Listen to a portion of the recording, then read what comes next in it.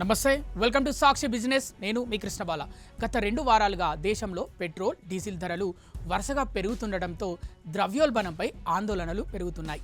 మే 15 తర్వాత 4 సార్లు ఇంధన ధరలు పెరగడంతో ప్రజల రోజువారీ ఖర్చులు గణనీయంగా పెరిగాయి. ఢిల్లీలో పెట్రోల్ ధర లీటర్కు ₹94.77 నుంచి ₹102.12 చేరగా డీజిల్ ధర ₹87.67 నుంచి ₹95.02 పెరిగింది.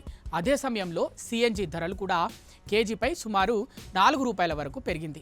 ధరల పెరుగుదలకు ప్రధాన కారణం మధ్యప్రాచ్య ఉద్రిక్తతలు. ముఖ్యంగా అక్కడి యుద్ధ పరిస్థితులు ప్రపంచ చమురు సరఫరా వ్యవస్థపై ప్రభావం చూపుతున్నాయి.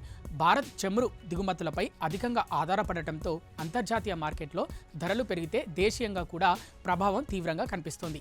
ఇంధన ధరల పెరుగుదల కేవలం వాహనదారులపై మాత్రమే కాదు, సాధారణ కుటుంబాలపై కూడా ప్రభావం చూపుతుంది.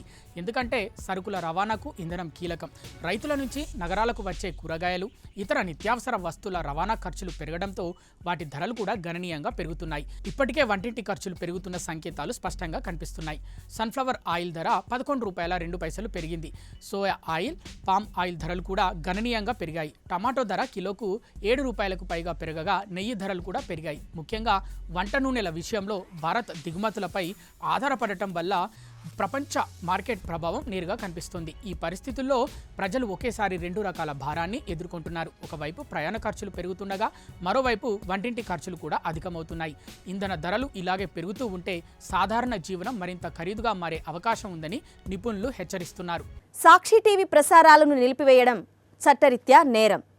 సాక్షి టీవీ ప్రసారాల కోసం మీ స్థానిక కేబుల్ ఆపరేటర్ని వెంటనే సంప్రదించండి. డిటిహెచ్లో, ఇంటర్నెట్లో కూడా సాక్షి టీవీ ప్రసారాలను వీక్షించవచ్చు.